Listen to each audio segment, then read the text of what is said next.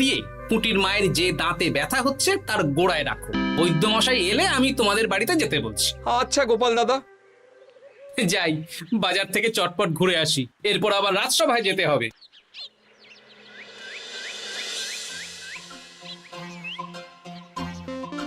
উফ, কি গরম রে বাবা, ছাতা নিয়ে বেরোলে ভালো হতো।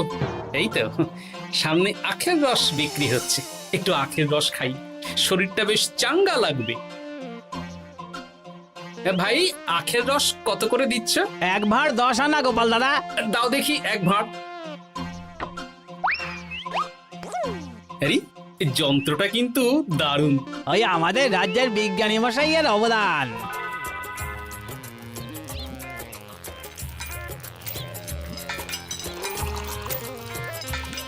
এই নাও গোপাল দাদা।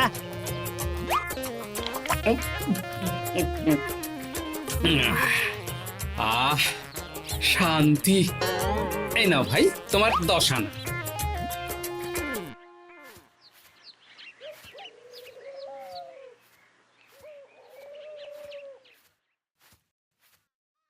কি রাজবৈদ্য, এই ফিরছ নাকি? হ্যাঁ, এতদিন আমি দাঁতের চিকিৎসার ব্যাপারে তেমন কিছুই জানতাম না, এবার সব শিখে এসেছি। ভালোই করেছো, তুমি একেবারে প্রথম রোগীকে দেখে তারপর রাজসভায় এসো। প্রথম রোগী? পুটির মা গো, কালকে সারা রাত যন্ত্রণায় ঘুমোতে পারেনি। আরে আর বলো না, কদিন আগেই পুঁটির মাকে নিয়ে পুঁটির বাবা আমাদের বাড়িতে এসেছিল। দেখলাম ওই বাড়ির দাঁতে বিস্তর সমস্যা। সেই জন্যে দাঁতের শল্য চিকিৎসা শিখতে চলে গেলে? ঠিক তাই, আমি ব্যথা কমার পথ্য দিয়ে এসেছিলাম। দেখি এবার দাঁতটা তুলেই দিতে হবে। তাহলে তুমিও পুটিদের বাড়িতে যাও, আমি বাড়িতে থলে রেখে আসছি। আজ না হয় দুজনে একটু দেরি করেই রাজসভায় যাব। বেশ বেশ।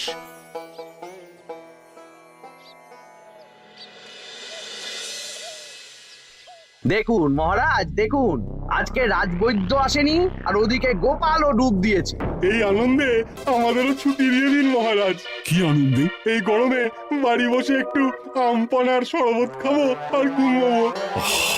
রাজ্যের সেনাপতি যদি বিশ্রামের কথা বলি, তাহলে আমার আর কিছুই বলার নেই।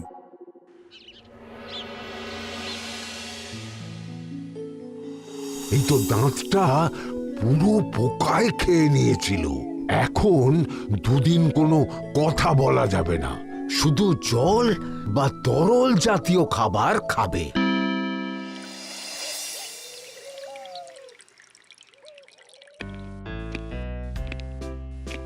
ওই তো গোপাল আর রাজবৈদ্য দুজনে একসাথে রাজসভায় ঢুকছে। রাজবৈদ্য মশাই ওনার জীবনের প্রথম শল্য চিকিৎসা করছিলেন, তাই আমিও দেখছিলাম। তা কি রাজবৈদ্য, সফল হয়েছ? হ্যাঁ মহারাজ, পুঁটির মায়ের একটা মাড়ির দাঁত পোকায় খেয়ে নিয়েছিল, সেটাই তুলে দিলাম। ভালোই হলো, আমাদের রাজ্যে কোনো দাঁত তোলার বৈদ্য বা চিকিৎসক ছিল না। এখন তুমি সাধারণ রোগ ব্যাধি নিরাময়ের সাথে সাথে দাঁতের চিকিৎসাও করবে। কিন্তু মহারাজ, একটা যে সমস্যা আছে। আবার কি সমস্যা? আমি যে দাঁতের শল্য চিকিৎসা করি, এটা তো আর রাজ্যবাসী জানে না, তাই কতজন আর আমার কাছে আসবে সে নিয়ে আমার সন্দেহ আছে। মানে তুমি চাইছো যাতে তোমার কাছে বেশ কিছু রোগী তাড়াতাড়ি আসুক, যাতে তুমি অনুশীলনও করতে পারো, তাই তো? একদম ঠিক ধরেছেন মহারাজ, কাজ না করলে হাত পাকাবো কি করে? তাহলে ঢেড়া পিটিয়ে বলে দিলেই তো হয়। এতে তেমন ভালো কাজ হবে বলে মনে হয় না। তা তুমি কি বলতে চাইছো গোপাল? প্রচার হবে, কিন্তু একটু অন্যভাবে। কিভাবে? আজ বিকেলে আমি রাজবৈদ্যর হয়ে প্রচার করব, শুনে নেবেন। বেশ।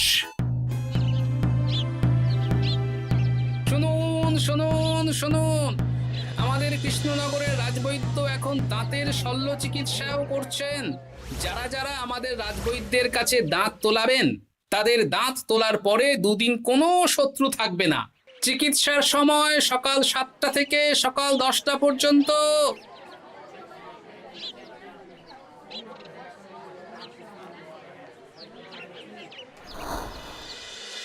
এসব তুমি কি উল্টো পাল্টা কথা বলছো গোপাল? উল্টো পাল্টা না, আপনি দেখুন না আপনার বাড়িতে লোকজন আসে কি না। আর কেউ যদি জিজ্ঞাসা করে যে এই রকম প্রচারের কারণটা কি, তাহলে বলবেন রাজসভায় আমার সাথে কথা বলতে আমি বুঝিয়ে দেব। বেশ।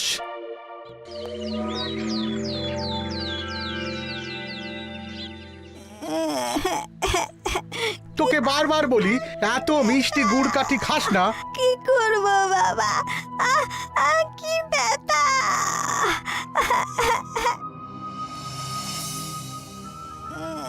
বাড়ি আছেন নাকি বৈদ্যমশাই? হ্যাঁ, আছি আছি।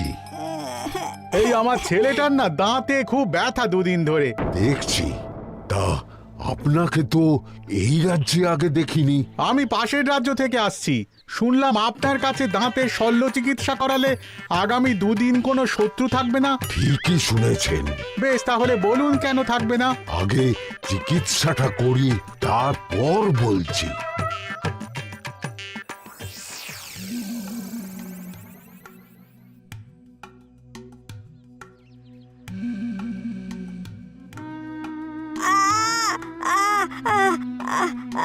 আর চিন্তা নেই, এখন দুদিন কোনো কথা বলা যাবে না।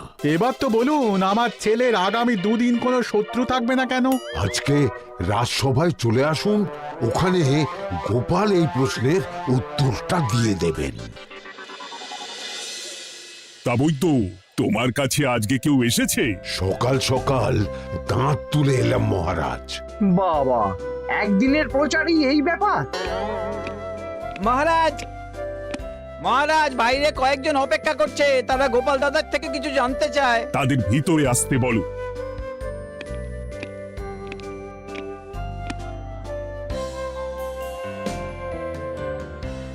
আজ আমার ছেলে বৈদ্যমশাইয়ের কাছে একটা দাঁত তুলিয়েছে।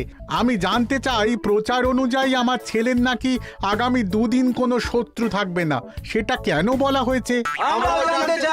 বলতে পারি, কিন্তু কথা দিতে হবে। এই কারণটা বাইরে আর কাউকে বলা যাবে না। বেশ, বলবো না। বাংলায় একটা প্রবাদ আছে, বোবার শত্রু নেই। মানুষ সাধারণত কথার বিনিময়ে মতবিরোধ, বিবাদ বা শত্রুতা করে। যে ব্যক্তি কথা বলতে পারে না, তাই তার সঙ্গে কথা বলে মতবিরোধ হওয়ার কোনো সুযোগই নেই। মানে যার যার দাঁত তোলা হবে তারা তো আগামী দুদিন কথা বলতে পারবে না। আর কথা না বললে কোনো বিবাদ হওয়ার ব্যাপার নেই। আর বিবাদ না হলে কারো সাথে শত্রুতাও হবে না। কি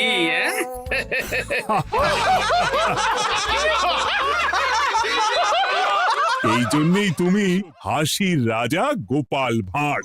কে তোমার কথা শুনতে যাবে? একদিন না হয় প্রচারের চমকে এলো, এরপর কিভাবে আসবে শুনি? এরপর রাজবৈদ্যের সুনামেই লোকজন ছুটে ছুটে আসবে। বাহ বাহ বাহ, তোমার কত জ্ঞান! মহারাজ, এই কথা শুনে আমার মাথাতেও একটা বুদ্ধি এলো। অল্প পুঁজিতে শুধু প্রচারের জোরে এত রোজগার করব না, গোপাল হাঁ করে দেখবে।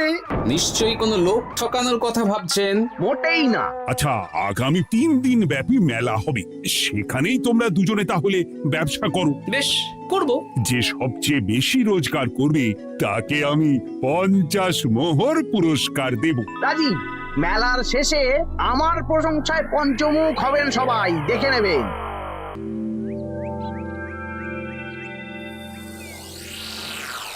খুব তো বড় মুখ করে বলে এলেন যে ব্যবসা করবেন মেলার মাঠে।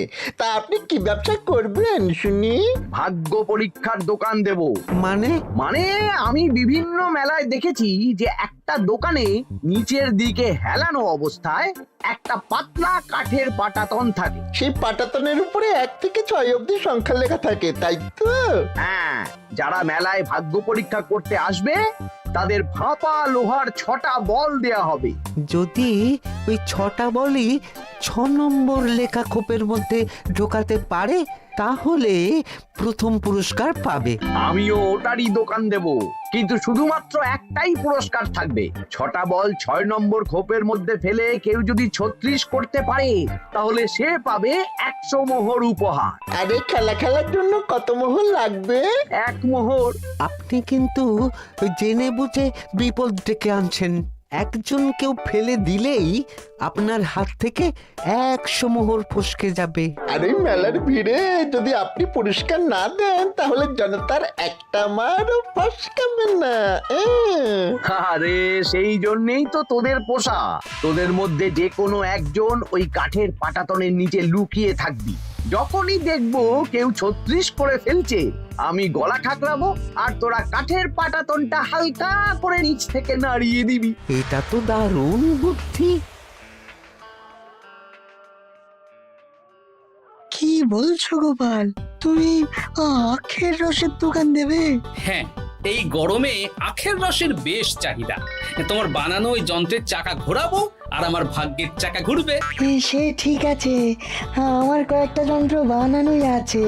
তুমি না হয় মেলায় ব্যবহার করো 3 দিন। ব্যাস, আর চিন্তা নেই। এবার শুধু জমিয়ে আখের রস বিক্রি করব, সাথে বিভিন্ন মশলা, বরফ আর পাতিলেবুর রস দেব।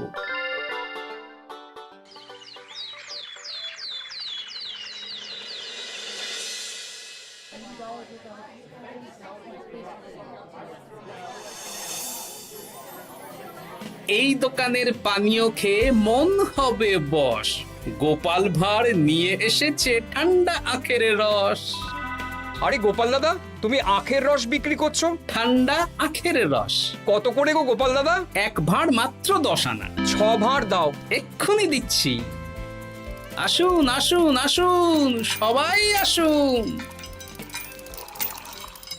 আসুন আসুন আসুন, এদিকে আসুন, এদিকে আসুন, ভাগ্য পরীক্ষা করুন।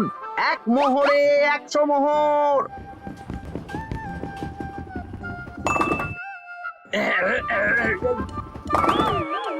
ভাগ্য পরীক্ষা করুন। মন্ত্রী মশাই বলেন কি 1 মোহরে 100?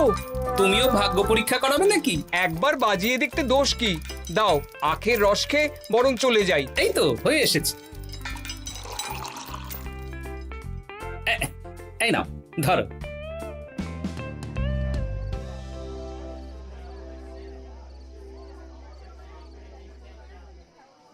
কি মন্ত্রী, ব্যবসা কেমন চলছে? ভালোই। আপনি একবার ভাগ্য পরীক্ষা করে দেখবেন নাকি মহারাজ? না না না, আমি এসবে নেই। জানি আপনার কাছে 100 মোহর নস্যি, তবুও 1 মোহরের বিনিময়ে চেষ্টা করে দেখুন না। আচ্ছা, এত করে বলছো যখন, দেখি। 1 মোহরে 6টা বল। বাবা বাবা বাবা, দেখুন মহারাজ চেষ্টা করে।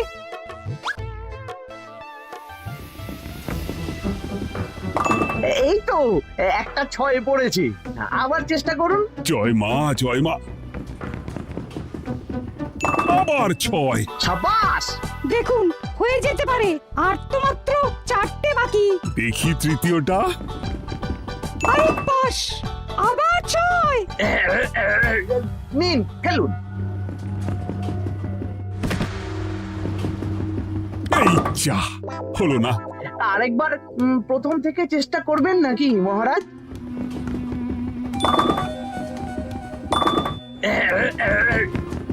না, এবারেও হলো না। 2 মোহর জলে।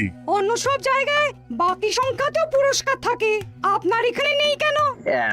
আমার এখানে ধামাকা পুরস্কার, তাই বাকি আর কিছু রাখিনি। 36 করতে পারলেই 100 মোহর। এই নাও মন্ত্রী, 2 মোহর।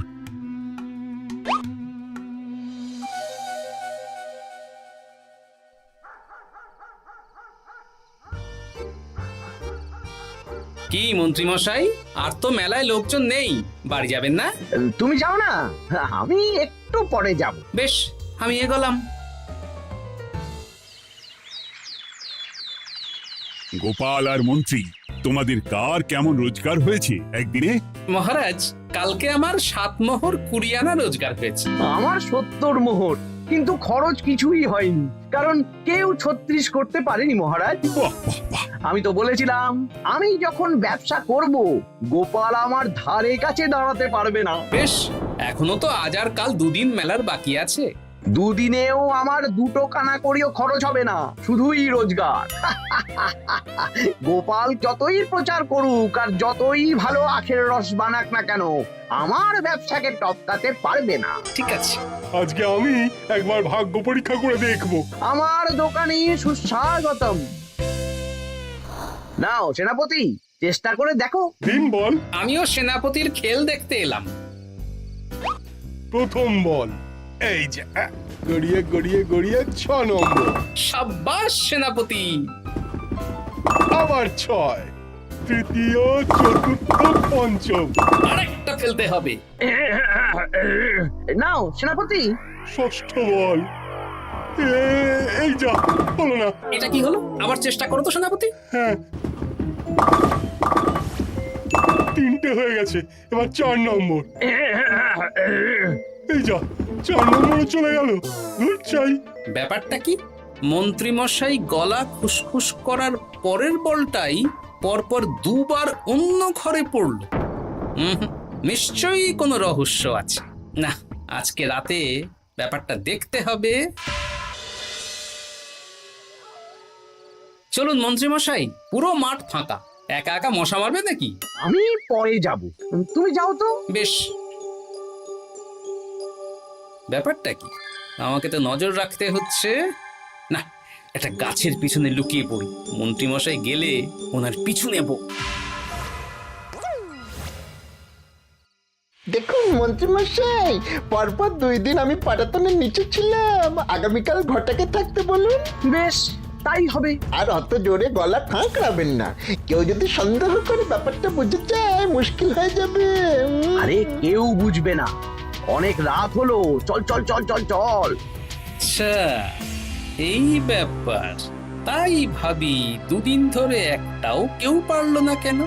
কাল আমিও মজা দেখাবো।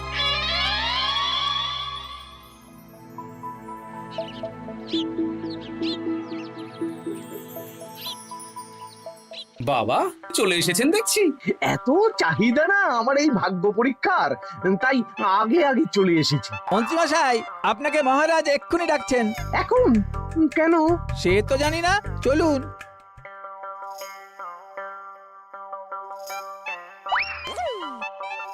এই বেটা ঘটা, এবার বেরো। এ কি গোপাল দাদা, তুমি? হ্যাঁ আমি। খুব চালাক ভেবেছিস না? মন্ত্রীমশাইয়ের খেলা আজকে শেষ। প্রহরী, একে ধরে নিয়ে যাও।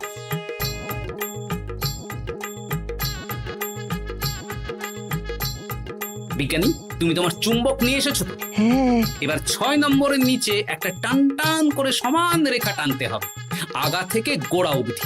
তুমি তো সব সকালে বুঝিয়েই দিয়েছো। দাঁড়াও, দাগটা টেনে নি। একদম 6 নম্বর খোপ অবধি যাচ্ছে, সেই অনুযায়ী টান টান করে দাগ টানো। টানছি, তুমি বাইরে নজর রাখো। নজর রাখছি।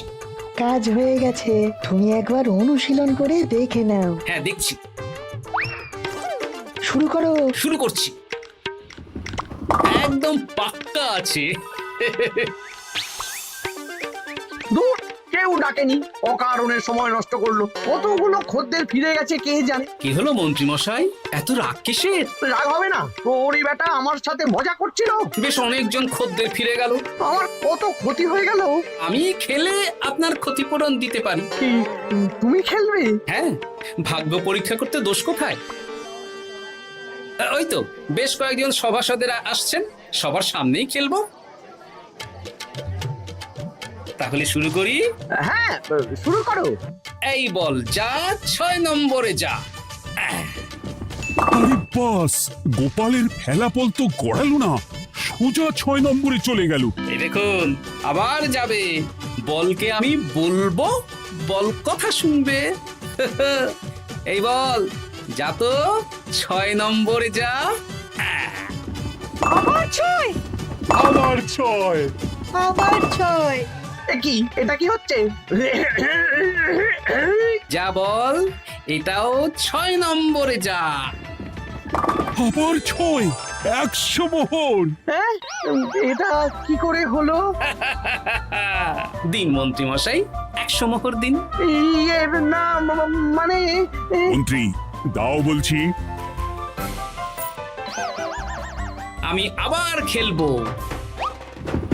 6, আবার 6। আবার 100 মোহর। আর নেই। এই ঘটা, আর কি করছিসটা কি? ঘটা নেই মন্ত্রীমশাই, আমি আছি। আর আছে আমার চুম্বক। মানে মানে তোমার কারসাজি ধরা পড়ে গেছে মন্ত্রী। গোপাল আমাদের সব বলেছে। আপনি যেমন ছলনা করে ভাগ্য পরীক্ষার ব্যবসা করছিলেন, তেমনি গোপালও ছলনা করে আপনার ব্যবসা উল্টে দিল। তাহলে শেষ